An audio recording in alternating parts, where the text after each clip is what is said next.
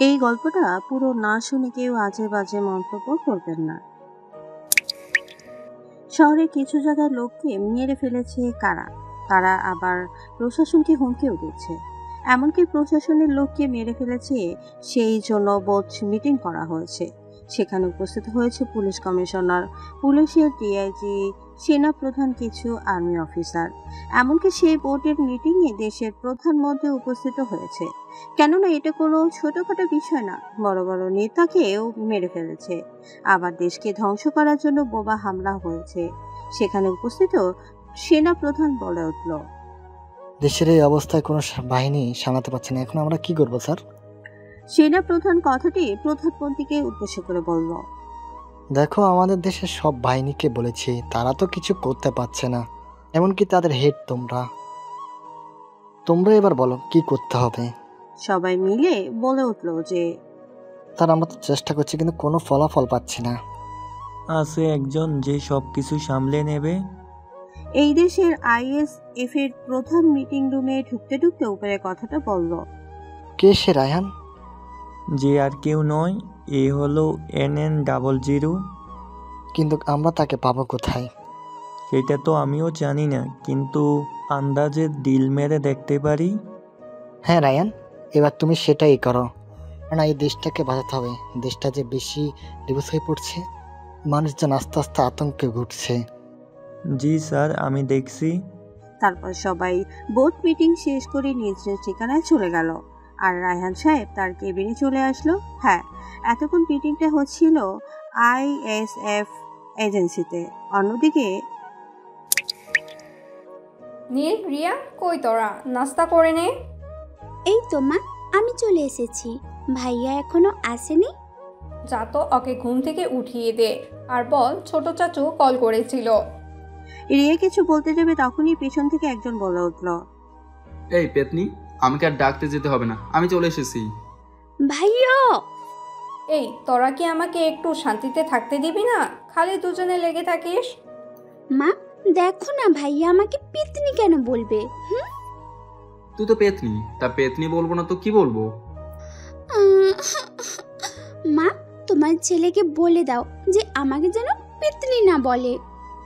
নীল, চুপ কর না রে বাবা, দেখছিস তো তোদেরকে নিয়ে হার পারি না। মা, ওকে আমি পেতনি বলছি, তা আমাকে না বলে তোমাকে কেন বলছে? নাস্তা করে নে, তারপর যা মন চায় তাই করবি তোরা। তারপর দুই ভাই বোন মিলে নাস্তা করেছে। ওখানে রান্নাঘর থেকে নীলের ছোট আমু বেরিয়ে বলল, কি রে, উঠেছিস তাহলে এতক্ষণে? ছোট আম্মু, আমাকে ওটা দাও তো। এই নে বাবা। আচ্ছা ছোট আম্মু, তুমি ভাইয়াকে কেন এত ভালোবাসো? আমাকে কেন বাসো না?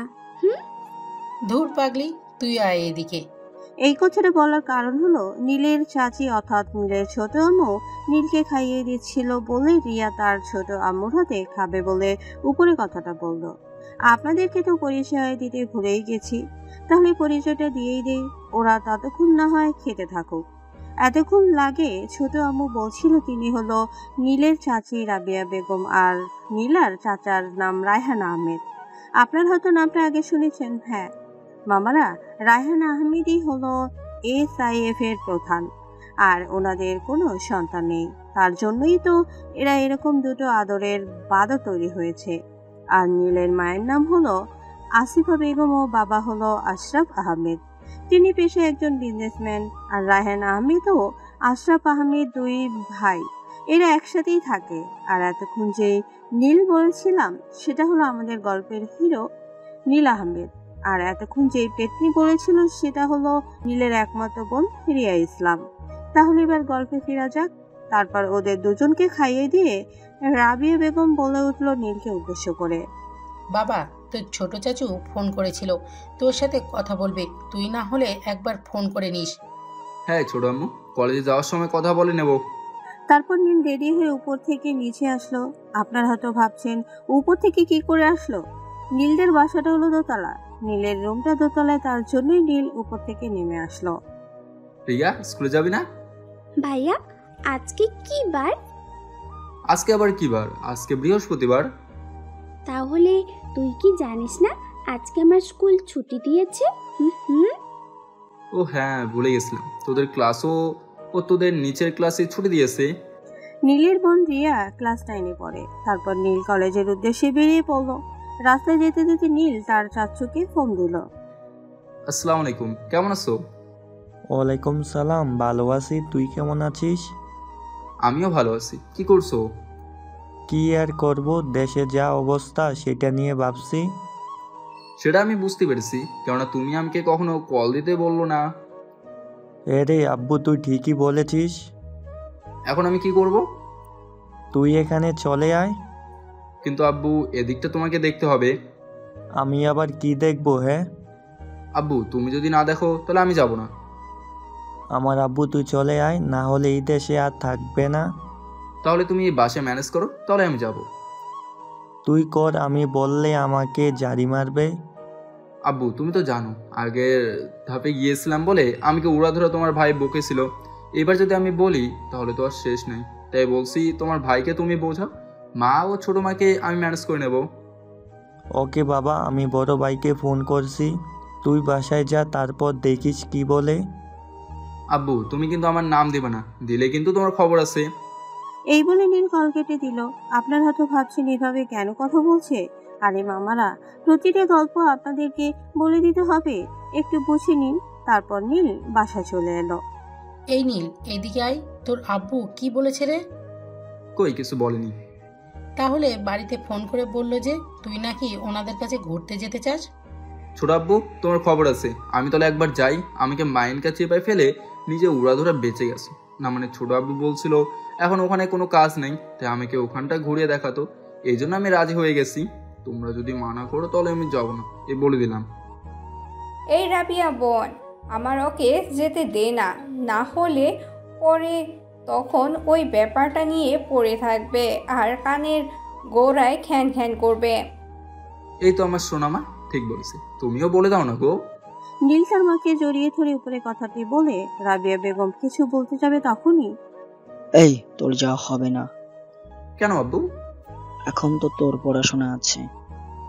আব্বু, তুমি তো জানো তোমার ছেলে পড়া না করলে কি, আর পড়া করলেই বা কি। না আব্বু, আমাকে যেতে দাও। অনেকক্ষণ বলার পরে আব্বু রাজি হলো। কিন্তু তাহলে আপনারাই শোনেন। যেতে দিতে পারি, তবে তবে কি আব্বু? অত উত্তেজিত হইও না। তবে যেতে দিতে পারি, একটা শর্ত।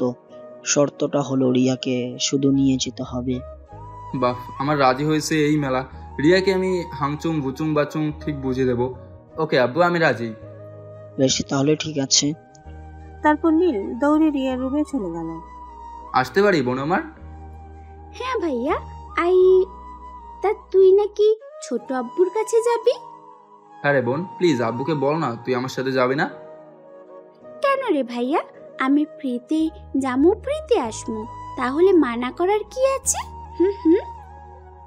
বোন আমার, এ কথা বলিস না। আমি একলা যেতে চাই, তোকে না হলে শপিং করে দেবো। তাহলে ডিল ওকে। বোন, তুই আবার ডিল করা কবে থেকে শিখলি? তোর মতো একটা বড় ভাই থাকতে এটা আবার শিখতে লাগে নাকি? তুই ঠিকই বলেছিস। মানে কিচ্ছু না। আমার শোনা ভাইয়া, তুই আমাকে কখন শপিং করাতে নিয়ে যাবি? হুম হুম। ওখান থেকে ঘুরে এসে না হয় শপিং করে দেবো। এটা হচ্ছে না। তুই আমাকে আজ বিকেলে ঘুরতে নিয়ে যাবি, শপিং করিয়ে দিবি। ওকে ঠিক আছে, রাজি তো হয়েছিস এই মেলা। কি বললি ভাইয়া? কিছু না, তুই থাক, তাহলে বিকালে থেকে ঘুরতে নিয়ে যাবো, ও শপিং করে দেবো। তারপর নীল রিয়ার রুম থেকে বেরিয়ে নিজের রুমে চলে গেল। তারপর তার ফোন নিয়ে কল দিল। আসসালামু আলাইকুম। ওয়ালাইকুম সালাম। আব্বু, তোমাকে আমি না বললাম আমার নাম দেবে না, তা আমার নাম কেন দিলে? আব্বুরে যদি আমি বলতাম আমার নাম করবে তাহলে আমার খবর ছিল, তাই আর কি। তাই বলে এমন হবে যেন আব্বু আমাকে রিয়াকে সাথে করে নিজে বলেছে। গায়া কামছে। কি হলো আব্বু, এমন কথা বইলো কেন? এখন কি করবি? तुम्हारा पास तुम्हारा लड़का है ना, टेंशन कोई लेने के लिए। টেনশন করব না তো কি করব? রিয়া যদি এখানে আসে তাহলে তোর কাজ আর হলো না। ওহ আব্বু, আমি শপিং করে দেবো বলছি তাই রাজি হয়ে গেছি। ও আর আমার সাথে যাবে না? এই না বাদ। কিন্তু আব্বু, আমাকে তো 20,000 দাও, তারপর না হয় দেখা যাবে। তোর কি টাকা কম আছে নাকি যে আবার আমার কাছে টাকা চাচ্ছিস? না আব্বু, আমার তো কম নাই, কিন্তু তোমার মানে আমার আর আমার মানে কোন মামুন নয়। ওকে ঠিক আছে, তোর অ্যাকাউন্টে 50,000 টাকা পাঠিয়ে দিচ্ছি। তোর যা মনে হয় শপিং করবি, আর রিয়াকেও করে দিস। ওকে আমার আব্বু। তারপর নীল কল কেটে ফ্রেশ হয়ে নিচে চলে গেল লাঞ্চ করতে। লাঞ্চ করে সে ঘুমিয়ে পড়লো বিকালবেলায়। এই ভাইয়া ওঠ না, না হলে পানি ঢেলে দেব। কিন্তু কে শুনি কার কথা, ঘুমের মধ্যেই স্বপ্নের দেশে উড়াল দিছে। তোমাকে নিয়ে আমি চাঁদের দেশে যাব, তোমাকে নিয়ে আমি এক রাজ্যে ঘোরাবো। এইটুকু বলতে রিয়া নীলের উপর পানি ঢেলে দিল। এই তোমাকে নিয়ে আমি মেঘের রাজ্যে, সত্যি পানি চলে এসেছে গো। এই বলে লাফিয়ে উঠল। এই ভাইয়া স্বপ্ন দেখা হয়েছে? মানে? মানে হলো যে তুই যতক্ষণ স্বপ্ন দেখছিলি সেটা তোর পাঠক পাঠিকাগণ শুনেছে। এই রে, তুই আমার উপর পানি ঢেলে দিলি কেন? কেন তোমার মনে নেই আমাকে আজ ঘুরতে নিয়ে যাবে, শপিং করে দিবে, সেই জন্যই তো চলে এলাম। ওকে ঠিক আছে, তাহলে চল আমি ফ্রেশ হয়ে আসি, তুই রেডি হয়ে নে। তুই কি চোখে কানা নাকি, দেখিস না মুই রেডি হয়ে আছি। আমি নিচে চললাম, তুই জলদি আয়। তারপর নীল ওয়াশরুমে গিয়ে ফ্রেশ হয়ে রেডি হয়ে নিচে চলে আসলো। এই পেতনি চল।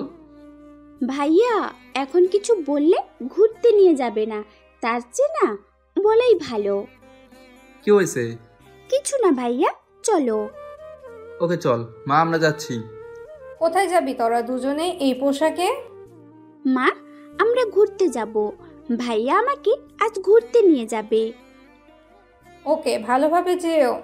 তারপর নীল ও রিয়া একটা রিক্সা নিয়ে একটা পার্কে চলে গেল। পার্কে ঘুরে বেড়াচ্ছিল, তখন একজন বলে উঠল, এই এত সুন্দর একটা হ্যান্ডসাম ছেলে থাকতে ওর মতো একটা হাবা গোবার সাথে আছে কেন? এসো না একটু আদর করি। এই কথা শুনে রিয়া ঠাস করে ওই ছেলেটার গাড়ে চড় মেরে দিল। এদিকে ছেলেটা রেগে গিয়ে রিয়ার হাত ধরে ফেললো। তখনই এই হালারপুত, তুই আর কোনো মেয়ে পেলি না? সব বাদ দে, আমার বোনের উপর নজর পড়লো। এই বলে নীল ওই ছেলেটার মুখে এক খুশি মারল, আর সঙ্গে সঙ্গে ছেলেটি রিয়ার হাত ছেড়ে দিয়ে নাকে হাত দিয়ে বসে পড়ল। নাক থেকে টপ টপ করে রক্ত পড়ছে। এই তোরা দেখছিস কি, শালাকে মার। দুপুরে কথাটি ছেলেটা তার বন্ধুদের উদ্দেশ্য করে বলল। যখনই ছেলেটার বন্ধুগুলো মারতে আসবে তখনই নীল, আয় তোরা। এ বলে এই একজনের ঘরে দিলাম এক লাথি, আরেকজনের পেটে এক ঘষি, এভাবে 4 জনকে উড়াধরে মেরে দিলাম। নীলের এরকম মার দেখে সবাই নীলে যে যার মতো দৌড়ে চলে গেল। ভাইয়া তুই এরকম মারপিট কোথায় শিখলি রে? হুম। কেন রে, এরকম মারপিট শেখা লাগে নাকি?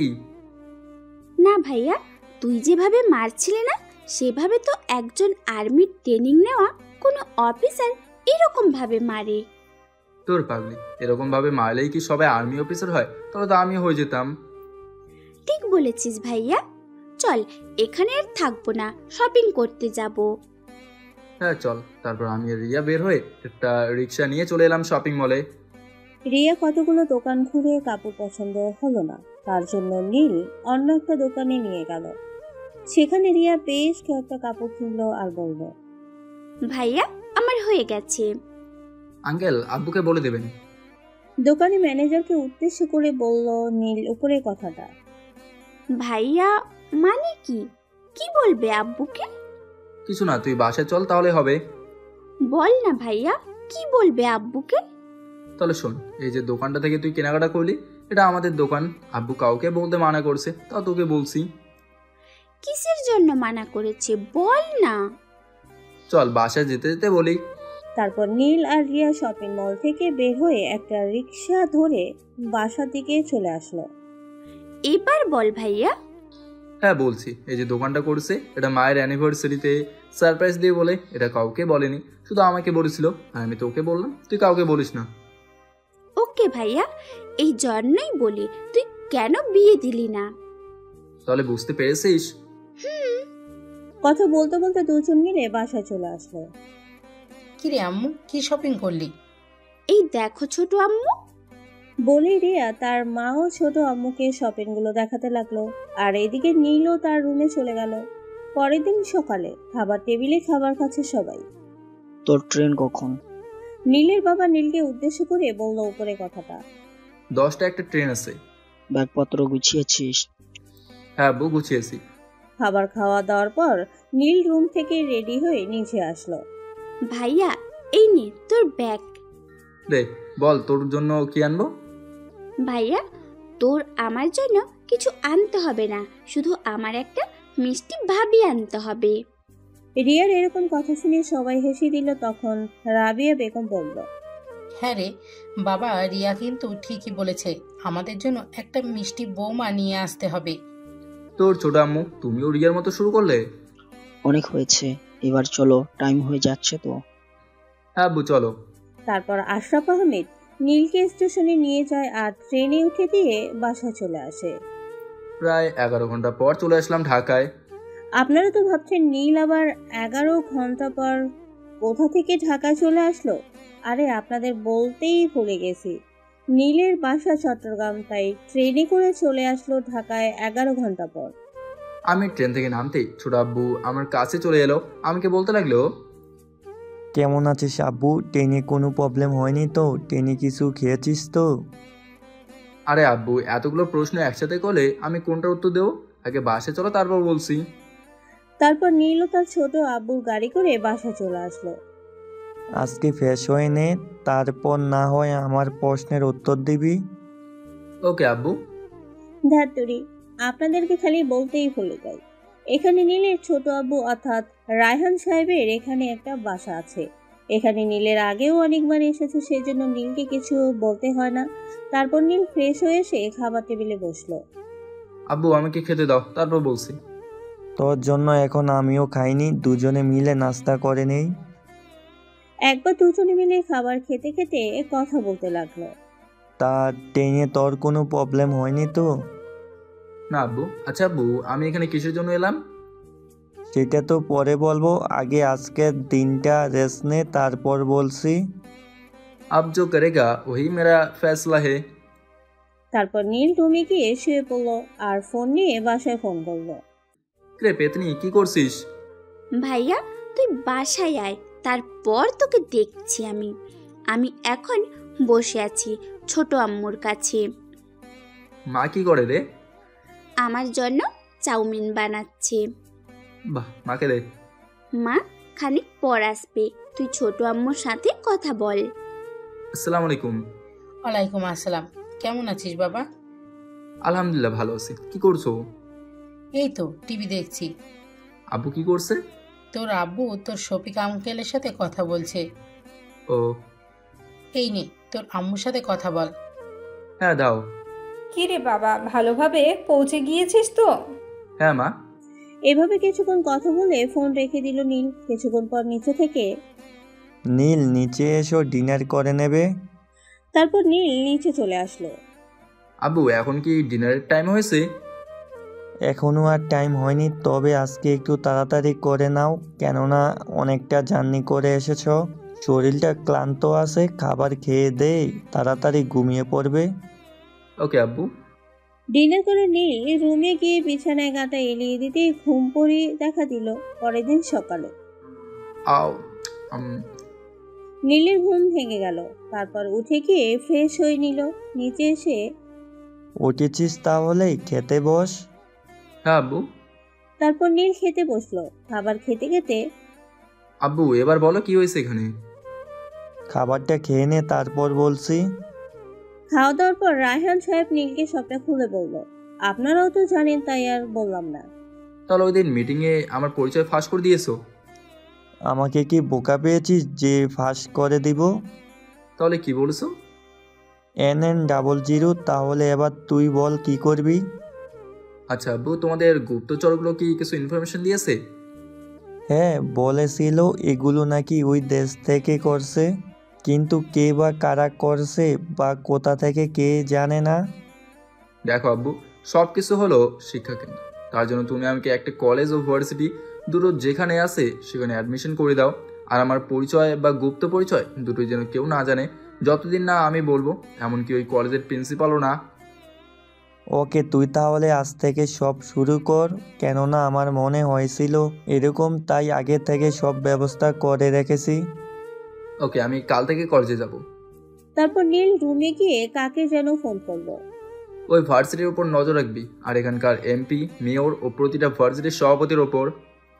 ওকে স্যার, তাহলে আমি রাখছি, আপনার কথা মতো কাজ করব। হ্যাঁ, রেখে দে, আর কাজগুলো ঠিকঠাকভাবে করিস, কোনো ভুল ইনফরমেশন যেন আমার কাছে না আসে, এই বলে দিলাম। স্যার, আমি কি কখনো আপনাকে ভুল ইনফরমেশন দিয়েছি? না, দিসনি, তবে এই কেসটা একটু জটিল আছে। ওকে স্যার, আল্লাহ হাফেজ। আল্লাহ হাফেজ।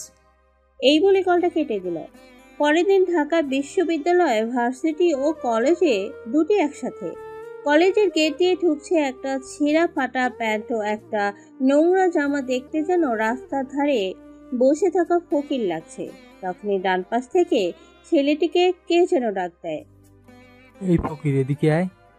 তখন ছেলেটি ইশারা করল। আমি? হ্যাঁ, তুই ছাড়া ফকির আর কাউকে দেখছিস নাকি? এই বলে ফাহিম ও তার বন্ধুরা হো হো করে হাসতে লাগলো। আসসালামু আলাইকুম ভাই। বললেন ভাই? তোর নাম কি? জি ভাইয়া, আমার নাম নীল আহমেদ। হ্যাঁ মামারা, সেই ফকির ছেলেটা আর কেউ না, আদর গল্পের হিরো নীলা আহমেদ। যেহেতু তুই আমাদের প্রথমে সালাম দিয়েছিস, তাই তোকে কোনো শাস্তি দেব না, কিন্তু প্রথম দিন বলে একটু শাস্তি তো পেতে হবেই। একেই কি শাস্তি দেওয়া যায় মাহিম? দেখ দোস্ত, শাস্তি এখন দিবি না বলছিস, তাহলে বেশি কিছু না, এ মাঠে 20 বার উঠবস করতে হবে, এটা না হয় ওর শাস্তি হোক। দেখ, আমার বন্ধু যেটা বলেছে ওইটাই কর। কিন্তু কেন ভাই? এই কথা শুনে ফাহিম নীলের গালে একটা চড় মেরে দিল, বলতে লাগলো। কে ফকিরনি, তোর এত বড় সাহস যে আমার উপর কথা বলিস? তোকে যেটা করতে বলছি সেটাই কর। ভাই আমাকে প্লিজ ছেড়ে দিন। আজ তোর প্রথম দিন, তাই বলে তোকে শুধু এরকম শাস্তি দিয়ে ছেড়ে দিচ্ছি না, হয়তো আরো কঠিন শাস্তি হবে। জলদি 20 বার কান ধরে উঠবস কর। তারপর আর কি, জোর যার মুল্লুক তার। নীল কান ধরে উঠবস করতে লাগলো। 20 বার করার পরে উঠলো। ভাই এবার আমি আসতে পারি? ক্লাসের টাইম হয়ে গেছে। ওকে যা, আর সালাম দিতে যেন ভুলিস না, তাহলে খবর খারাপ হয়ে যাবে তোর। ওকে ভাই, আসসালামু আলাইকুম। তারপর নীল প্রিন্সিপালের রুমের দিকে চলে গেল। May I come in sir? You are coming. জি স্যার, আমি নীল আহমেদ। তুমি কে যে তোমার জন্য আমার বন্ধু রায়হান তোমাকে পড়ার জন্য সুপারিশ করলো? জি স্যার, আমি একজন ছেলে, উনি একদিন রাস্তা দিয়ে যাচ্ছিল, তখন ওনার সাথে দেখা হয়, তারপর জিজ্ঞেস করলে আমি সবটা বলি, তারপর উনি আমাকে এখানে অ্যাডমিশন করে দেবে বলে আজ আসতে বলে। ওকে, তুমি কি তোমার ক্লাসরুম চিনো? না স্যার। তারপর প্রিন্সিপাল পিএমকে ডেকে নীলকে ক্লাসরুম দেখিয়ে দিতে বলল। ক্লাসরুমে নীল ঢুকতেই দেখলো যে ক্লাসে কেউ কেউ ড্রাগ নিচ্ছে ও অন্যজনকে দিচ্ছে, আর নীলকে ঢুকতে দেখে সবাই খ্যাট খ্যাট বলে জোরে জোরে হাসতে লাগলো। কি রে নিহা, আমাদের ক্লাসে কি আজ থেকে এর মতো খ্যাত ছেলেও পড়বে? নীলকে দেখে ওই ক্লাসের একটা মেয়ে উপরের কথাটি বলে উঠলো, তার বান্ধবী নিহাকে উদ্দেশ্য করে। কোথা থেকে আসে কে জানে এরকম খ্যাত, হয়তো দেখেছে তাই চলে এসেছে। কি রে খ্যাত, তুই আবার কোথা থেকে উঠলি? এভাবে অনেকজন বিভিন্ন ধরনের কথা বলতে লাগলো, কিন্তু নীল কোনো পরোয়া না করে দেখলো যে সবগুলো বেঞ্চ ভর্তি, পেছনের বেঞ্চটা খালি আছে, তাই গিয়ে পেছনের বেঞ্চটাতেই বসলো। কিছুক্ষণের মধ্যে স্যার চলে এলো, তখন সবাই উঠে দাঁড়ালো, কিন্তু সেই মেয়েটা উঠে দাঁড়ালো না যে মেয়েটা প্রথমে নীলকে খ্যাত বলেছিল। Sit down. এই বলতেই সবাই বেঞ্চে বসে পড়লো। এই ছেলে, তোমার নাম কি? স্যার নীলকে দেখে উপরে কথাটি বলল। জি স্যার, আমি নীল আহমেদ। তা তোমার এরকম পোশাক কেন? স্যারের এরকম কথা শুনে ক্লাসের সবাই হো হো করে হেসে দিল, আর এরা বলে উঠল, স্যার, এর মতো খ্যাত আবার কি ভালো পোশাক পরার যোগ্যতা আছে নাকি? ইরা, চুপ করো। স্যারের এরকম ধমক শুনে ইরা বসে পড়ল। তা তুমি বলো, তোমার এরকম পোশাক কেন? স্যার, আমি গরিব ও এতিম, তার জন্য। ও, তাহলে আগের কলেজ থেকে এই কলেজে কেন আসলে? এখানে বলছে পড়াশোনা ভালো হবে, সেই জন্য। হ্যাঁ, তুমি মন দিয়ে পড়ো, দেখবে একদিন খুব বড় হবে। আমি তোমার রেজাল্ট দেখেছি, খুব ভালো। Okay sir.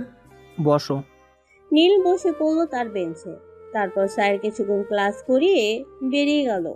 এভাবে সব কটা ক্লাস শেষ হয়ে গেল। নীল ক্লাসরুম থেকে বের হতেই নীলকে কে যেন ল্যাং মেরে ফেলে দিল। নীলকে মাটিতে পড়ে থাকতেই ইরা ও তার বান্ধবীরা হো করে হাসতে লাগলো। আরে দেখ দেখ, আমাদের মিস্টার খ্যাত পড়ে গেছে। ওরে ওকে কেউ ওঠা রে। তারপর নীল সেখান থেকে উঠে চলে গেল আর কলেজের চারিপাশটা ঘুরে ঘুরে দেখতে লাগলো। তারপর বাসা চলে গেল। বাসায় গিয়ে, কি রে, কেমন দেখলি? সত্যি বলছে আব্বু, এই কলেজ যদি আমার হতো তাহলে সব কটাকে পিটিয়ে মারতাম। কেন রে, কি হয়েছে? কেন রে মানে, ওই হালার পুত্র আমাকে র্যাগিং করে। দেখ, তুই যে পোশাকে গিয়েছিস সেই পোশাকে তোকে ওই সবই করলেই এটাই স্বাভাবিক। তুমিও এইসব বাদ দে, কিছু ইনফরমেশন পেলি? হ্যাঁ পেয়েছি, তবে তবে কি? তবে আমি এই মিশনটা নিজের মতো কমপ্লিট করতে চাই। তাহলে বল আমাকে কি করতে হবে? আপাতত কিছু করতে হবে না, যা করতে হবে সেটা পরে বলবো। ওকে চল, খাবার খেয়ে নিবি? ওকে আব্বু, আমি ফ্রেশ হয়ে আসি। ওকে, জলদি আয়। তারপর নীল ফ্রেশ হয়ে খাবার খেয়ে দিয়ে উপরে চলে গেল নিজের রুমে। কাকে যেন ফোন দিল নীল। তোরা কখন আসবি? হ্যাঁ দোস্ত, আমি তো রাতের মধ্যে চলে আসব। ও, এখানে নেমে আমাকে কল দিবি। ওকে দোস্ত। ওকে। তোর জন্য একটা সারপ্রাইজ আছে। কি সারপ্রাইজ? এলে দেখতে পাবি। ওকে দোস্ত, তুই সাবধানে আসিস। এই বলে কল কেটে দিল। তারপর নীল ঘুমিয়ে গেল। এই আব্বু উঠ, তুই নাকি কোথায় যাবে বলেছিস? হ্যাঁ উঠছি। তারপর নীল উঠে ফ্রেশ হয়ে নিল। নিচে গিয়ে তার ছোট আব্বুর সাথে নাস্তা করে নিল। কোথায় যাবি? আমার একটা ফ্রেন্ড আসবে, তাকে আনতে। ওকে, ভালোভাবে যাস। ওকে আব্বু। তারপর নীল বেরিয়ে পড়লো। কিছুক্ষণ পর নীল কলেজের সামনে চলে আসলো। দেখলো যে দারোয়ান পড়ে পড়ে ঘুমাচ্ছে। এই সুযোগ আমার ভিতরে যাওয়া, কিন্তু গেলে তো ব্যাটা জেগে যাবে। এই বলে নীল প্রাচীল টপকিয়ে ভেতরে চলে গেল। নীল দেখতে পেল একটা রুমে লাইট জ্বলছে। নীল রুমটার কাছে যেতে কিছু আওয়াজ ও কথা শুনতে পেল। কাজটা জলদি করে কর, আজকে এইটাই কমপ্লিট করতে হবে। কেন আজকে কমপ্লিট করতে হবে? কালকে এটাকে চালান দিতে হবে তার জন্য। কিন্তু এই কাজটাতে তো অনেক টাইম লাগবে। আরে হালা, যত তাড়াতাড়ি চালান দেব ততই পয়সা। ঠিক বলেছিস দোস্ত, এর তোরা আরেকটু জলদি কর। মাহিম তার 4 জন লোককে উদ্দেশ্য করে উপরে কথাটা বলল। হ্যাঁ ভাইয়া, আমরা জলদি করছি। ভাইয়া, কাজটা করার পর আমাদেরকে একটু পানি খাওয়াতে হবে। আরে তোরা পানির কোনো টেনশন করিস না, আমি আসি না। আরে আমার বন্ধু যখন বলেছে তোরা বিন্দাস কাজ কর, তারপর আমরা আছি। এইসব কথা নীল বাইরে থেকে শুনছিল। তখনই নিজের ফোনটা একটু কেঁপে উঠলো। তখন নীল মনে মনে বলতে লাগলো, হালার ফোন এখনই আসতে হলো। তারপর নীল কলেজের বাইরে চলে আসলো। আরে হালা, আমি তো নিজেই কল দিতে বলছিলাম, তাহলে ওর কি দোষ? আবার আমি কল ব্যাক করলাম। দোস্ত, তুই কি চলে এসেছিস? হ্যাঁ বস, চলে এসেছি। তুই দাঁড়া, আমি এক্ষুনি আসছি। আয় দোস্ত। এই বলে কল কেটে দিল। কিছুক্ষণের মধ্যে নীল ঢাকা রেল স্টেশনে চলে গেল। সুমন নীলকে দেখে দুজনকে জড়িয়ে ধরল। দোস্ত, তুই কি শুকিয়ে গিয়েছিস? আরে না, মাঝখানে একবার শরীর খারাপ হয়েছিল, তার জন্য এরকম লাগছে। তুই কিন্তু দোস্ত আমাকে বন্ধু ভাবিস না। কেন বে? আরে তুই যদি আমাকে বন্ধু ভাবতি তাহলে কি শরীর খারাপের ব্যাপারটা জানাতে পারতি না? কি যে বলিস, হুদাই হুদাই তোরা এত টেনশন দিতে যাবো কেন? তাও তো আমাকে বলতে পারতি। সব কথা এখন বাদ দে, তুই এখন চল। হ্যাঁ দোস্ত চল, যেতে যেতে কথা হবে। তারপর নীল আর সুমন কথা বলতে বলতে বাসায় চলে এলো। বাসায় কলিং বেল বাজাতেই রায়হান সাহেব এসে দরজা খুলে দিল। আসসালামু আলাইকুম আঙ্কেল। ওয়ালাইকুম সালাম, তা কেমন আছো? আলহামদুলিল্লাহ ভালো আছি আঙ্কেল, আপনি কেমন আছেন? আমি ভালো আছি, ভিতরে আসো। ওদের কথা বলা নীল শুনে হাঁ করে তাকিয়ে আছে ওদের দিকে। কেননা কারোর সাথে প্রথম দেখা হলে এভাবে কথা বলে না। কি রে, এমন ভাবে তাকিয়ে আছিস কেন? আব্বু, তুমি কি সুমনকে আগে থেকে চেনো? হ্যাঁ চিনি, তবে এটা জানতাম না যে এটা তোর বন্ধু। ও, আরে হালা, তুই আমার ছোট আব্বুকে চিনিস, তা বললি না কেন আমাকে? দেখ দোস্ত, প্রথমত আমি তোদের ফ্যামিলি সবাইকে দেখেছি, কিন্তু তোর ছোট আব্বুর পিকও দেখিনি, আর সামনেও দেখিনি। তাহলে চিনলি কি করে? পুরো কথাটা তো শুনবি। হ্যাঁ বল। তোকে একবার বলেছিলাম না যে আমি একটা জেনারেলের কথাই মিশন গিয়েছি, এই সেই জেনারেল। কিন্তু আমি এটা জানতাম না যে এই জেনারেল আঙ্কেল তোর ছোট আব্বু। ও, এবার বুঝতে পেরেছি। তোরা কি বাইরে দাঁড়িয়ে থাকবে নাকি ভিতরে আসবি না? হ্যাঁ আব্বু, যাচ্ছি, চলো। ওকে নিয়ে তো রুমে যা, আর ফিরে এসো না, আমি খাবার বাড়ছি। হ্যাঁ আব্বু।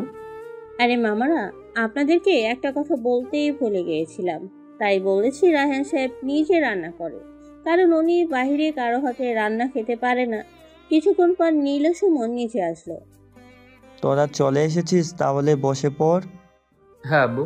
তারপর তিনজন মিলে খাবার খেতে বসে পড়লো। খাবার খেতে খেতে সুমন, তুমি নিজের বাড়ি মনে করে খাও, কেননা তুমি নীলের বন্ধু, মানে আমার ছেলের মতো, তাই কোনো লজ্জা করবে না। Okay uncle. আঙ্কেল, আমি শুনেছি আপনি নাকি নিজে রান্না করেন একা থাকলে। হ্যাঁ, আসলে বাইরে কারুর হাতে রান্না খেতে পারো না তো, তার জন্য। আঙ্কেল, রান্নাটা কিন্তু সেই হয়েছে। ধন্যবাদ বাবা। কি যে বলেন আঙ্কেল, ধন্যবাদ তো আপনাকে আমার দেওয়া উচিত। যে ধন্যবাদ দেয়ার সেই তো দিল না। আমার বই গেছে তোমাকে ধন্যবাদ দেওয়ার। কেন রে, একবার ধন্যবাদ দিলে বা কি হয়? আমার বই গেছে তোমাকে ধন্যবাদ দেওয়ার। এভাবে কিছু কথা বলে রায়হান সাহেব নিজের রুমে চলে গেল ও নীল আর সুমন দুজন মিলে নীলের রুমে চলে গেল। সুমন, কালকে তোর একটা কাজ আছে। কি কাজ? তোকে কয়েকজনের ছবি দেব, ওদের যত তথ্য আছে সব আমাকে দিবি। কিন্তু এগুলো তো তুই তোর ল্যাপটপ থেকে বের করতে পারিস। কিছু কিছু জিনিস ল্যাপটপে দেওয়া হয় না। ওকে দোস্ত। তারপর দুজন কিছুক্ষণ কথা বলে ঘুমিয়ে পড়লো। পরের দিন সকালে নাস্তা করে নীল কলেজে চলে গেল আর সুমন চলে গেল নীলের দেওয়া কাজের উদ্দেশ্যে। নীল কলেজে ঢুকে চারিপাশ দেখে নিল, দেখলো যে ফাহিম ও তার বন্ধুরা একটা গাছের তলায় বসে আছে। তারপর নীল তাদের কাছে গেল। আসসালামু আলাইকুম ভাই। ওয়ালাইকুম আসসালাম। তাহলে তোর মনে সালাম দিতে হবে? আমি ভাইয়া, মনে আছে? তাহলে ঠিক আছে, যা। নীল চলে যেতে নিলে ফাহিম আবার বলে উঠল, আমি তোকে চলে যেতে বলিনি, আমি বলেছি যে আমাদের জন্য বেনসন সিগারেট নিয়ে আয়। জি ভাইয়া। কিন্তু নীল যাচ্ছে না। ফিরে যা। দোস্ত, ওর কাছে হয়তো টাকা নেই, ওকে টাকা দে। আল্লাহর পুত, আমার যা আছে তোর বাবারও নেই, মনে মনে বললাম আমি। আমার কাছে টাকা চাস? এই বলে ফাহিম নীলের গালে এক চর মেরে দিল। তোর টাকা দিয়ে তুই আমাকে বেনসন সিগারেট খাওয়াবি, না হলে তোর খবর আছে। জি ভাই, যাচ্ছি। না গেলেও র্যাগিং করবে, তার চেয়ে যাওয়াই ভালো, মিশনটা তাড়াতাড়ি কমপ্লিট করা হবে। তারপর নীল ওখান থেকে চলে যায় সিগারেট। আর এদিকে এই ইরা, দেখ তো, ওই ছেলেটা কালকের ওই খ্যাত ছেলেটা নয়? হ্যাঁ রে দোস্ত, ওই কালকের খ্যাতটা। আজকে মনে হয় ফাহিমরা ওকে র্যাগিং করেছে। ওর মতো খ্যাতকে কে আবার র্যাগিং করবে না? হ্যাঁ দোস্ত। ইরাও নিয়ে এভাবে কিছুক্ষণ কথা বলে ক্লাসে চলে যায়। আর এদিকে এই নিন ভাইয়া আপনাদের সিগারেট। এবার তাহলে যা। নীল যেতে নেবে তখনই এক থাপড় মেরে বলে, এটা তোর প্রাপ্য ছিল, প্রথমে কেন টাকা চেয়েছিলি সেই জন্য। সরি ভাই, আর হবে না, এবার আমি আসতে পারি? মাহিম, তুই আবার মারতে গেলি কেন? বেচারা এমনিতেই মার খায়। ওকে, তুই যা। তারপর নীল ক্লাসের দিকে চলে গেল। দেখলো যে ক্লাসে স্যার এসে গেল। স্যার, আসতে পারি? ওকে, এসো। তারপর নীল ক্লাসের দিকে চলে গেল। দেখলো যে স্যার ক্লাসে এসে গেছে। আপনারা তো ভাবছেন স্যার কেন কিছু বললো না, তাহলে বলি। ফাহিমরা যখন নীলকে র্যাগিং করছিল তখন স্যার দেখেছিল, কিন্তু কিছু বলতে পারেনি, কেননা ফাহিম হলো এখানকার মেয়রের ছেলে। আর এখানকার মেয়র কোনো ভালো লোক না, সেও মাফিয়ার সাথে জড়িত, সেটা সবাই জানে।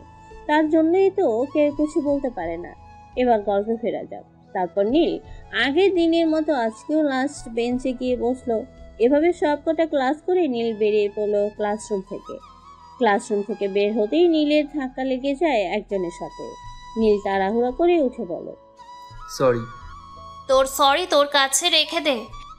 নীলের সাথে একটা মেয়ের ধাক্কা লেগেছিল, সেই মেয়েটার কেউ নয়, ইরা ছিল। ইরা উপরের কথাটা বলেই নিজের গালে ঠাস ঠাস করে দুটো চর মেরে দিল। আমি আপনাকে দেখতে পাইনি, তার জন্য সরি। তোর সরি তোর কাছে রেখে দে। তোর মতো খ্যাতদেরকে আমি ভালোভাবে চিনি। তোরা কি রকম? এই বলে এরা আবার একটা চর মেরে দিল নীলের গালে। দেখেন আপু, আপনি আমাকে শুধু শুধু মারছেন, আমার কোনো দোষ নেই। আর আপনি আমাকে কেনই বা মারছেন? তোর এত বড় সাহস যে আমার মুখের উপর কথা বলিস? তুই জানিস আমি কে? আমি কি করে জানবো আপনি কে? তাহলে শুনে নে, আমি এই শহরের এমপির একমাত্র মেয়ে, ইরা ইসলাম। দেখেন আপু, আমার কোনো দোষ ছিল না, কে যেন পা দিয়ে ল্যাং মেরেছিল তাই পড়ে গেছি। কুত্তার বাচ্চা, তোদের মতো ছোট লোকদেরকে আমি খুব ভালো করেই চিনি। এই কথা শুনে নীল ইরার গালে ঠাস ঠাস করে দুটো চর মেরে দিল। এত বড় সাহস, আমার গালে চড় মারিস? তুই আমাকে যা বলার বলিস, আমার মা বাবাকে নিয়ে একটা কথা বললে মেরে ফেলবো। এই বলে নীল সেখান থেকে চলে গেল কলেজের পেছনের দিকে। ওখানে কিছুক্ষণ ঘোরাঘুরি করে বাসায় চলে এলো। চলে এসেছিস তুই, কিন্তু সুমন যে তোর সাথে গেল, ও কই? ও এখন আসেনি। কেন, ও তোর সাথে যায়নি? প্রথমে একসাথে বাসা থেকে বের হয়, ও গিয়েছে একটা কাজে, আর আমি গেছি কলেজে। ও হয়তো কিছুক্ষণ পর চলে আসবে। ও ঠিক আছে, তুই কি এখন খাবার খাবি, না ও এলে একসাথে খাবি? না আব্বু, সুমন আসুক তারপর একসাথে খাবার খাবো। এই বলে নীল উপরে চলে যায় নিচে জমে। আমি ফ্রেশ হয়ে এসে সুমনকে কল দিলাম, কে দোস্ত কখন আসবি? এই তো বাসার সামনে চলে এসেছি। ওকে আয়।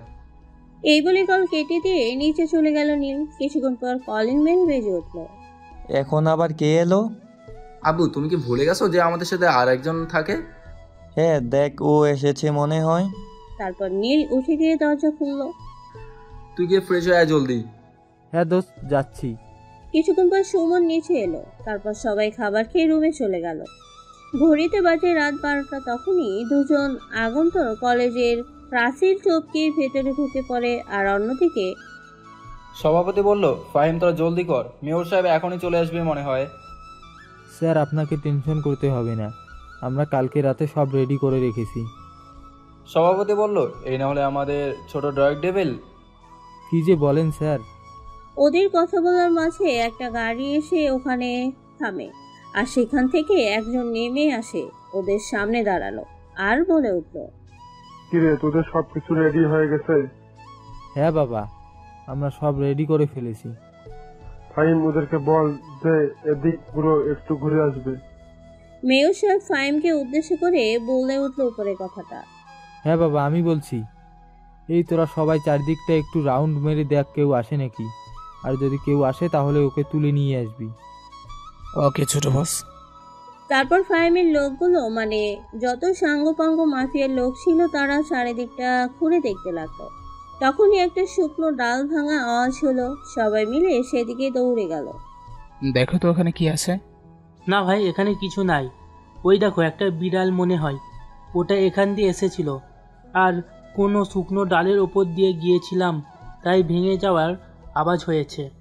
ঠিক বলেছিস, চল এবার ওইদিকে যাই। তারপর সবাই আবার সেখানে চলে গেল। আর এইদিকে দুই আগন্তুকের কথা বলছে। আরে দেখে পা ফেলবি তো, এখনই ধরা পড়ে যেতাম। সুমন বলল, হ্যাঁ দোস্ত, খেয়াল করিনি, তাই তো এমন হয়েছে। আপনারা হয়তো বুঝে গেছেন এই দুই আগন্তুক কারা। তাহলে বলি, এই দুই আগন্তুক আর কেউ নয়, নীল আর সুমন। সুমন, তুই ওদিকে যা, আমি এদিকটা দেখছি। ওকে দোস্ত। তারপর সুমন অন্যদিকে চলে গেল, আর এদিকে নীল দেখতে লাগলো। কিছুক্ষণ পরে একটা ট্রাক এসে থামলো ওখানে। সভাপতি সাহেব, আমার কাছে যে মেয়েগুলো আছে ওই মেয়েগুলোকে ট্রাকে আগে তুলে দেন। সভাপতি বলল, হ্যাঁ আমি তোলার ব্যবস্থা করছি, এই তোরা গিয়ে ওদেরকে নিয়ে আয়। জি বস, নিয়ে আসছি। সভাপতি টেবিলের লোকগুলোকে বলে মেয়েদেরকে নিচে আসতে। বাবা, এগুলো কি লোড করব না?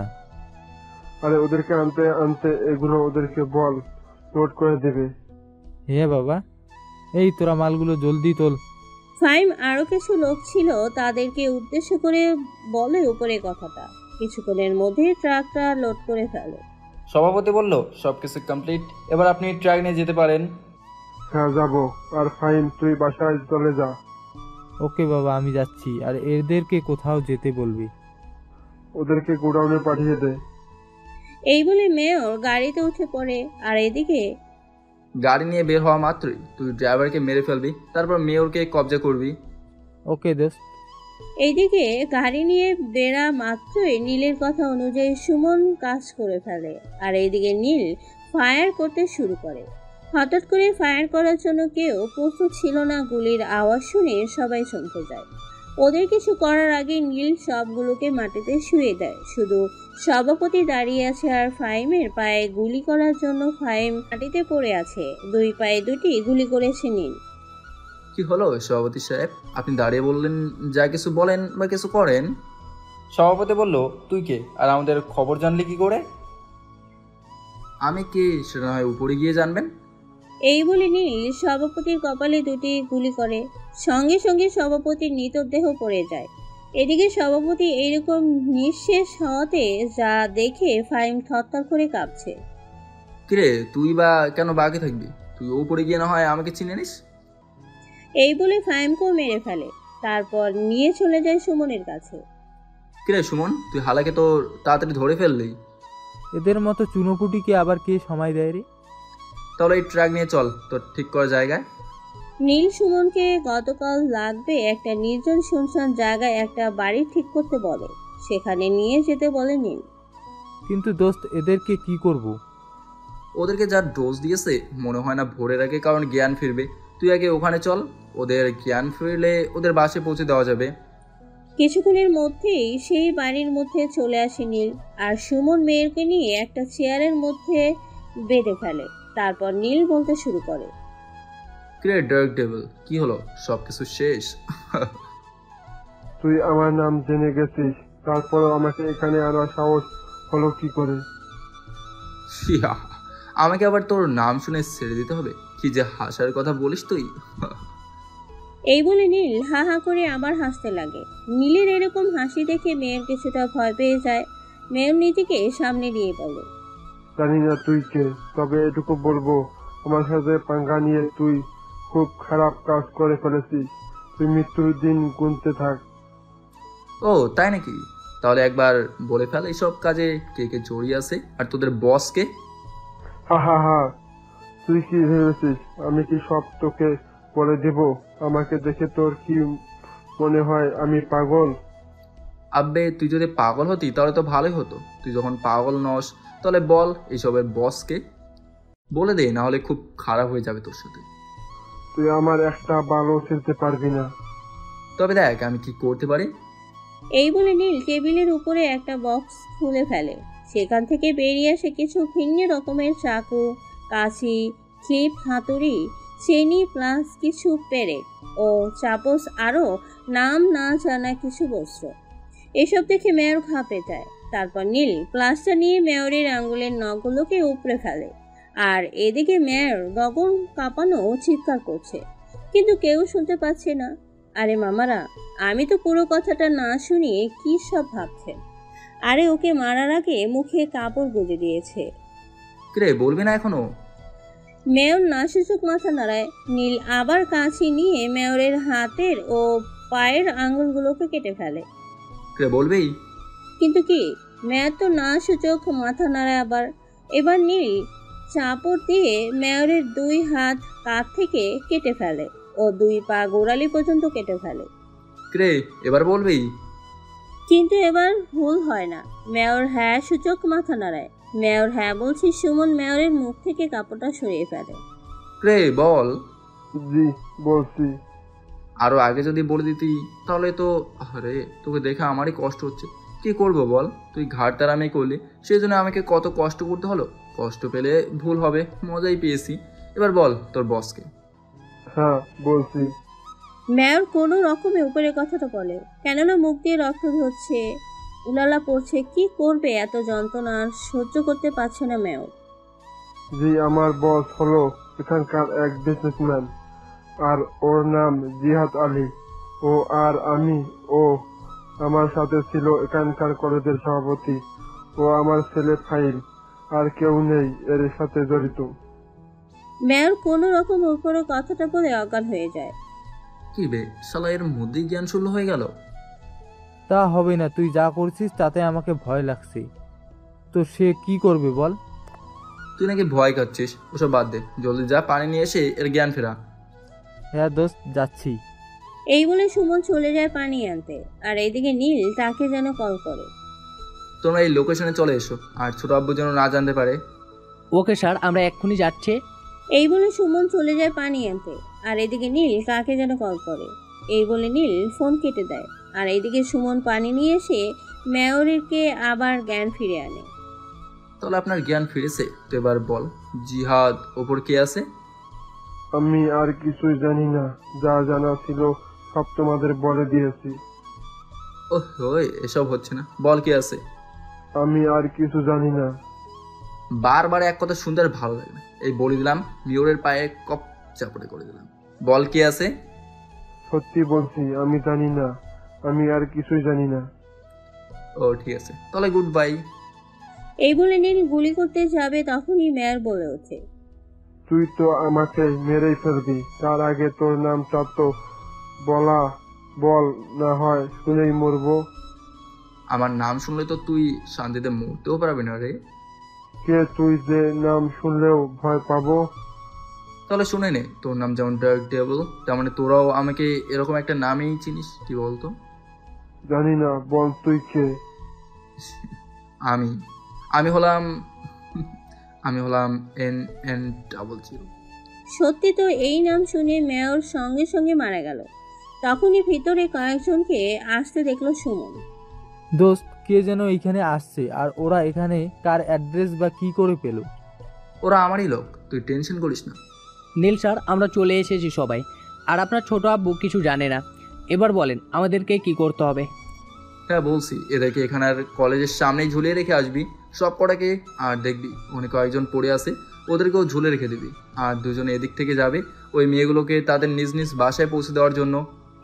ওকে স্যার, আপনি যেমন বলছেন তেমনটাই হবে। আরে ভাই, আমাকে আপনি বলতে হবে না, তুমি আমার থেকে বড়, আবার তুমি একজন আর্মি সোলজার, সেহেতু কোনো ভেদাভেদ নাই, দুজনের দেশের জন্যই কাজ করি, এটাই আসল পরিচয়। তুমি কাজগুলোকে সামলে নিতে পারবে তো? হ্যাঁ পারবো, সত্যি বলতে তোমার মতো মানুষ খুব কমই দেখেছি ভাই। এই বলে ওই আর্মি সোলজারটি নীলকে জড়িয়ে ধরলো। ওকে ভাই, এবার তুমি কাজগুলো সামনে নিও, আমরা গেলাম।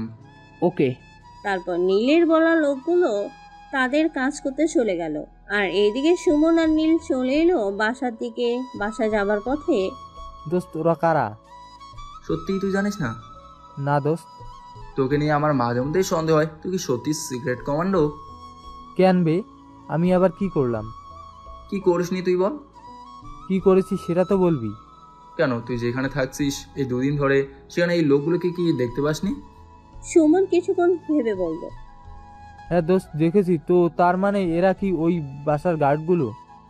হ্যাঁ বে। সরি দোস্ত, খেয়াল করিনি, তার জন্য ক্ষমা প্রাপ্তি। তোর হালা, আমি এটা ভেবে পাই না, তুই হালা সিক্রেট কমান্ডো হলে কি করে? দোস্ত, তুই কেন বারবার আমার এই চাকরি নিয়ে খোঁচা দেস বলতো? ও তুই বুঝবি না, যখন ভালো লাগে না তখন তোকে একটু খোঁচাতে মনে হয়, বুঝলেই। কথা বলতে বলতে দুজনে বাসায় চলে এলো। তারপর লুকিয়ে যেভাবে বের হয়ে গেছিল সেভাবেই আবার বাসায় চলে গেল। কেননা যদি রায়হান সাহেব দেখে ফেলে তাহলে হাজারটা প্রশ্ন ছুঁড়ে মারবে ওদেরকে, তার জন্য এই নিরাপত্তা। আরে বলতে তো ভুলেই গেছি, ওদেরকে যাওয়ার সময় গানগুলো দেখে ফেলেছিল, তখন ওরা সবটা খুলে বলেছিল, তাই আর কিছু জিজ্ঞেস করেনি, আর ওরা কেউ রায়হান সাহেবকে কিছু জানায়নি। পরের দিন সকালে নীল নাস্তা করে কলেজে চলে গেল। কলেজের সামনে দেখতে পেল বহুত ভিড়। তখন নীল একজন পুলিশকে জিজ্ঞেস করল, স্যার এখানে কি হয়েছে? তুমি কি বাবা এখানে পড়া করো? হ্যাঁ স্যার। আরে আমাকে স্যার বলতে হবে না। তাহলে আপনাকে আঙ্কেল বলি? হ্যাঁ বলো। কি হয়েছে বলেন। এখানকার কলেজের সভাপতি ও মেয়রকে ও তার কিছু লোককে কারা যেন মেরে ফেলে গেছে, সেই ইনভেস্টিগেশন চলছে এখন, তাই আজ তোমাদের কলেজ বন্ধ। কিন্তু আঙ্কেল, এখানকার পুলিশ ইন্সপেক্টররা কিছু করছে না? দেখো বাবা, আমিও একজন পুলিশ, তারপরেও বলতে হচ্ছে। এটা গ্যাং ওয়ার বলে আমাদের এসআই চিহ্নিত করেছে, আর এসআই মেয়রের সাথে জড়িত আছে, এ কথা কাউকে বলিও না। ওকে আঙ্কেল, তাহলে আমি যাই। ওকে বাবা, যাও।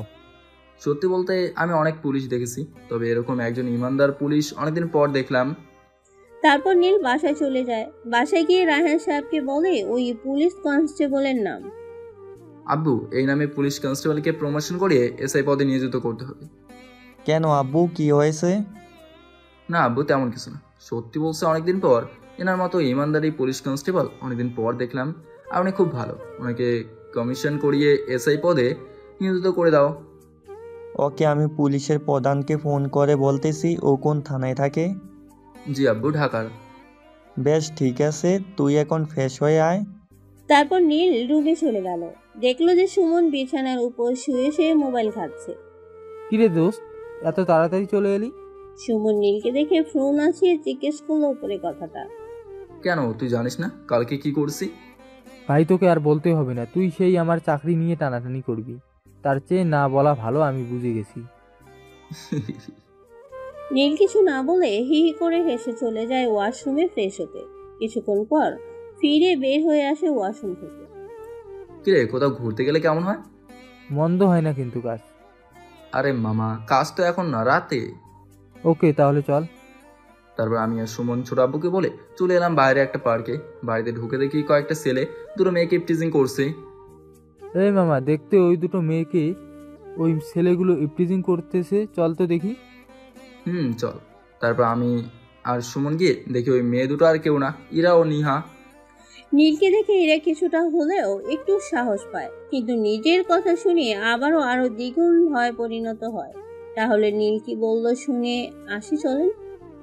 আরে চল এখান থেকে, এদেরকে বাঁচিয়ে কোনো লাভ নেই, শুধু শুধু আমার উপর অত্যাচার করে। তাহলে এদেরকে বাঁচিয়ে লাভ কি বল? তুই যখন বলছিস তাহলে আমি কি করব? তাহলে চল যাই এখান থেকে। নীল আর সুমন ওখান থেকে চলে আসে। ইরা ডাকতে গিয়েও ডাকতে পারে না, তারই তো দোষ। বেচারাকে কেন অপমান করতে গেল কলেজে? দোস্ত, ওই মেয়েটা কিন্তু তোর দিকে তাকিয়ে আছে। কোন মেয়েটা রে? নীল মুখ না ঘুরিয়ে উপরে কথাটা বলে। ওই যে মিষ্টি কালারের 3 পিস পরে আছে, ওই মেয়েটা। এবার বোঝো, কত ধানে কত চাল, আমাকে অপমান করে, তাই না? দোস্ত চল না, ওদের গিয়ে বাঁচায় ওই ছেলেগুলোর হাত থেকে। তোরে তো লাগতেছে কেন? না মানে? কোনটা মানে কি? হ্যাঁ দেখ মামা, আমরা ছোট বাচ্চা বাসনি যে একটা বুঝিয়ে দেবো, বুঝলি? ইয়ে মানে যে সাদা কালারের ড্রেস পরে আছে ওকে? তাহলে চল, আমার বন্ধু যখন বলছে তাহলে কি আর না করতে পারি? তারপর ওরা দুজন ওদের সামনে যায়। কিরে, তোদেরও কি ভাগ যায় নাকি? হ্যাঁ, তোরাই কেন একা একা খাবি? আমরাও তো আছি নাকি? না আমাদের দেখতে পাস না? নীলের এরকম কথা শুনে ইরা তো আরো ভয় পেয়ে যায়। মামা, মেয়েটা কিন্তু সেই বকাটে ছেলেটা এর আগে দেখিয়ে নীলকে উপরে কথাটি বলে। নীল এই কথা শুনে বকাটে ছেলেটার মুখে মারে খুশি। হালার পোলা, মেয়ে দেখলে গোটা পা সুরসুর করে। এই বলে নীল ছেলেটাকে উড়াধুরা মারতে লাগে। এইদিকে ছেলেটার বন্ধুরা নীলকে মারতে এলে সুমনকে ওদেরকে মারতে লাগে। কিছুক্ষণ পর ছেলেগুলো ওখান থেকে দৌড়ে পালিয়ে যায়। সুমন চল। এই বলে নীল সুমনকে নিয়ে পার্কের বাইরে চলে আসে। কিছুক্ষণ ঘোরাঘুরি করে বাসায় চলে আসে। ঘড়িতে বাজে রাত 12টা। তখন নীল আর সুমন বাড়ির বাইরে বের হয়ে পড়ে কোনো এক জায়গায় যাবার উদ্দেশ্যে। দোস্ত, আমরা এখন কোথায় যাচ্ছি? চল তাহলে দেখতে পাবি আমরা কোথায় যাচ্ছি। প্রায় 20 মিনিট পর চলে আসে একটা বাসার সামনে। এটা কোথায়? চুপ, ভালো করে দেখ, কেউ কি গার্ড দিচ্ছে নাকি? না দোস্ত, কেউ নেই। তাড়াতাড়ি চল আর সাবধানে। নীল আর সুমন খুব সাবধানে একটা রুমের কাছে এসে পড়ে আর ফিসফিস করে বলে ওঠে, দেখ ভিতরে কেউ আছে নাকি, তারপর এই রুমে ঢুকবি। রুমের ভিতর তো দুইজন শুয়ে আছে। আব্বে, রুমের ভিতর নয়, এই বারান্দায় বা অন্য কোথাও কেউ আছে নাকি সেটা দেখতে বলছি। ওকে দোস্ত। না দোস্ত, কেউ নেই। শিওর তো? হ্যাঁ দোস্ত। দোস্ত, আমরা কি এখানে কিছু চুরি করতে এসেছি? নীল সুমনের কথার কোনো উত্তর না দিয়ে একটা রুমের ভেতরে প্রবেশ করে, তারপর ফ্লোর প্রেস করে। তারপর এই শহরের বিজনেসম্যান জিহাদ আলীকে তুলে নিয়ে চলে আসে ওদের সেই পুরনো বাড়িতে। সুমন যা তো, সবার জন্য গরম পানি নিয়ে আয়। সুমন পানি আনতে চলে গেল আর আমি আমার বক্সটা খুলে ফেললাম আর আমার ফেভারিট জিনিসগুলো বের করলাম, যেমন কাঁচি, প্লাস, হাতুড়ি, পেরেক, চাপড়। এটাকে চাপড় বললে ভুল হবে, কারণ এটা চাপড় থেকে অনেকটা বড় ধারালো। আপনাদের সাথে কথা বলতে বলতে সুমন পানি নিয়ে চলে গেল আর ঢেলে দিল জিহাদ আলীর মুখে। সঙ্গে সঙ্গে জিহাদ আলীর জ্ঞান ফিরে এলো। জিহাদ বলল, আমি কোথায়? আপনি এখন আমার কি বলবো, যেটা বলবে কোনো মানুষ মারার জায়গায়। কে বে তুই? আমাকে তুলে নিয়েছিস? তুই জানিস আমি কে? আমার পাওয়ার সম্পর্কে তোর কোনো ধারণা আছে?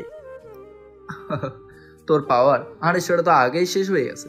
আবে আমি নিজেই সেটা শেষ করেছি, আর কিছুটা আছে শেষ করতে দেব। তুই কে? আরে আমি কে সেটা পরে জানবি, আগে তোরটা আমার কাছ থেকে জেনে নে। তুই হলে এই শহরের একজন বিজনেসম্যান, জাহিদ আলী ওরফে ব্ল্যাক কিং। এই নাম শুনে জাহিদ আলী ঘামতে শুরু করেছে, কেননা ওর এই নামে ওকে কেউ আজ পর্যন্ত দেখেনি আর ছিলেও না। আর ও এই নামে ওকে জেনেও তুলে এনেছে, কেননা নাম শুনলে বড় বড় আর্মি অফিসার, সিআইডি অফিসাররাও ভয়ে 10 পা পিছিয়ে চলে যায়। তুই এই নাম জানলি কি করে? শুধুমাত্র ওর নাম, এটাই তো তোর হয়ে গেছে। তাহলে বস, আমি যতদূর জানি ততটা শুনলে তুই কি করবি? এই বলে নীল হা হা করে হাসতে লাগলো। তুই কে? আমি কে না হয় সেটা পরে জানবি, আগে এটা বল তোর বস কে? জানি না। তুইও কি মেয়রের মতো ভুল করতে চাস নাকি? মানে তুই তাহলে সে যে মেয়েকে এত বিশ্রীভাবে মেরেছিস? তাহলে চিনতে পেরেছিস? তাহলে এবার বল তোর বস কে, আর তোর হয়ে কে কে কাজ করে? আমি বলছি, কিন্তু আমার বস কে সেটা বলতে পারবো না। সেটা বললে আমাকে মেরে ফেলবে। তুই যেটা বলতে চাস সেটা বল। আমি শুধু অর্ডার করি, আর কিছু করি না। আর আমার সাথে থাকে আমার ডান হাত নিয়াম, ওই সব কিছু দেখাশোনা করে। আর আমার সাথে জড়িত ছিল, মানে আপনি তাদেরকে মেরে ফেলেছেন। বাস, আর বলতে হবে না, মেরে ফেলেছি তো। আর তুই থেকে ডাইরেক্ট আপনি? বাহ, বেশ ভালো তো। আপনি মেয়রকে যদি অমনি করে মারতে পারেন, তাহলে আমাকে কেন পারবেন না? এই তো অল্পতেই বুঝে গেছিস। এবার বল তোর বসকে। আমি যদি বলি তাহলে ওরা আমাকে মেরে ফেলবে। তুই যদি না বলিস তাহলে আমি তোকে মেরে ফেলবো। কিন্তু এ শুনে কার কথা? জিহাদ আলী তো মেয়রের থেকেও বেশি ঘাড়তেরা, তাই আর কি নীল ট্রিটমেন্ট শুরু করে দিল। প্রথমে হাতের আঙ্গুলগুলো চাপড় দিয়ে পিস পিস করে কেটে ফেললো, তারপর পা দুটি হাতও পর্যন্ত কেটে ফেললো। আব্বে হালা, অত চিল্লাস কেন? বলবো না যখন, তাহলে এই যন্ত্রণা তো সহ্য করতেই হবে। আজ কিন্তু মেয়রের মতো জাহিদ আলীর মুখেও কোনো কাপড় দেয়নি, কেননা নীল পুরো জায়গাটা ভালোভাবে দেখছে। এখানে কোনো সমস্যা হবে না বলে আর কাপড় ছাড়াই শাস্তি দিচ্ছে। এবার বল তোর বসকে। না, আমি বলবো না। তবে এনে। তারপর আর কি? এই বলে নীল জাহিদ আলীর দুটি হাত ছুটিয়ে কেটে ফেললো, তারপর দুটি পা কোমর পর্যন্ত কেটে ফেললো, শুধু চেয়ারের সাথে বাঁধা আছে বডিটুকু বাদ দিয়ে। জাহিদ আলী এই যন্ত্রণা সহ্য করতে না পেরে অজ্ঞান হয়ে গেল। সুমন কিছু উত্তর না দিয়ে সঙ্গে সঙ্গে গরম পানিটা জাহিদ আলীর মুখে ঢেলে দিল। সুমন যেন রেডি হয়েছিল কখন নীল ওকে আদেশ করবে। কিছুক্ষণের মধ্যেই আবার জ্ঞান ফিরে এলো জাহিদ আলীর, ওরফে ব্ল্যাক কিং এ। এবার বল। হ্যাঁ বলছি, আমার বস ভালো মাকড়সা। ও, এটাই আশা করেছিলাম তোর কাছ থেকে। তা বল, ও এখন কোথায় আছে? মাকড়সা এখন ইতালিতে অবস্থান করেছে, কিছুদিন পর হয়তো বাংলাদেশে আসতে পারে। আমি এটাকে চাই মাকড়সা এই দেশে আসুক, না আসলে কোনো ক্ষতি নেই, ওকে এখানে গিয়েই মেরে আসবো। তা বল তোর শেষ ইচ্ছা কি? তোরটা কেন বাকি থাকবে? পূরণ করে দেবো। আমার সেই ইচ্ছেটাকে আমি তোর হাতে মারছি, তা তোর নাম জানতে চাই। ছি, তোর ইচ্ছা তাহলে শোন, আর তোকে আমার মারতে হবে না। নাম শুনলেই তুই এমনিতেই মরে যাবি। আমি হলাম NN00। এই নাম শুনে জাহিদ আলী ওরফে ব্ল্যাক কিং থরথর করে কাঁপতে কাঁপতে শেষ নিঃশ্বাস ত্যাগ করে। সুমন, এটাকে আজকেও কলেজের সামনে ঝুলিয়ে রেখে আসবি। ওকে দোস্ত, তুই শুধু ধর, দুজন মিলে নিয়ে যাই। ঠিক আছে, চল। তারপর দুজন মিলে জাহিদ আলীর দেহটিকে কলেজের মাঠে ফেলে দিয়ে চলে আসে পরের দিন। রায়হান সাহেব টিভি চালু করে বসতেই নিউজে বলতে লাগলো, গতকালকের মতো আজকেও কলেজের মাঠে লাশ পাওয়া গেছে। কালকে ছিল এই শহরের মেয়র ও এই ঢাকা ভার্সিটি ও কলেজের সভাপতি ও অন্যান্য লোক, আর আজকে পাওয়া গেছে এই শহরের বিজনেসম্যান জাহিদ আলীর কাটা কাটা দেহ। আর জাহিদ আলীর বুকের উপর লেখা ছিল যে দিস ইজ ব্ল্যাক কিং। তাহলে কি জাহিদ আলী কি ছিল সেই ব্ল্যাক কিং? প্রশাসনের কাছ থেকে আমার কিছু জানতে পারিনি, পরবর্তীতে জানতে হলে আমাদের সাথে থাকুন, সুস্থ থাকুন। এই মুহূর্তে আমি ছিলাম রিয়াজ খান। রায়হান সাহেব টিভি থেকে চোখ সরিয়ে দেখে যে নীল আর সুমন নিচে নামছে, তখনই রায়হান সাহেব নীলকে উদ্দেশ্য করে বলে ওঠে, নীল, এগুলো কি হচ্ছে? আবু, তুমি শুধু এটা জেনে রাখো যে তোমার ছেলে কোনো খারাপ কাজ করবে না, আর আমি যেটা করছি খুব ভেবে চিন্তেই করছি। কিন্তু তুই তো আমাকে কিছু জানালি না। হ্যাঁ আব্বু, এবার তোমাকে জানাবো। জলদি জানাবি, কেননা আমাকে উপর থেকে চাপ দিচ্ছে খুব। কেন আব্বু, তুমি এটা বলনি যে এখানে আমি এসেছি? এখনো বলিনি, তোর কাছ থেকে জেনে নিয়ে বলবো ভেবেছিলাম, কিন্তু আর মনে নেই। তাহলে তুমি আজকে আমার কোড নামটা বলে দেবে আর বলবে ওই সব করছে, তাহলে আর কিছু প্রবলেম হবে না, আর তোমার উপরেও চাপ আসবে না। ওকে ঠিক আছে, তোরা নাস্তা করে নে, নাস্তা করতে করতে কথা বলবি। তারপর তিনজন মিলে নাস্তা খেতে বসে পড়ে। তাহলে বল। প্রথম দিন যখন আমি কলেজে যাই তখনই সব কিছু জানতে পারি। তারপর সুমনকে আনতে যাওয়ার তার কিছুক্ষণ আগে আমি কলেজটা ঘুরে পুরোটা জানতে পারি।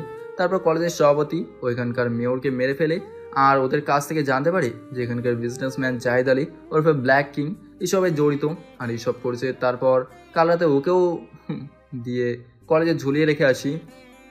তা তো বুঝলাম, কিন্তু মেন মাথাকে? ওটাও জানতে পেরেছি, সেটা হলো মাকড়সা। তা মানে মাকড়সা এই দেশে আসবে? হ্যাঁ আব্বু, আমি এমন কিছু করবো না যে মাকড়সা এই দেশে আসতে বাধ্য হবেই।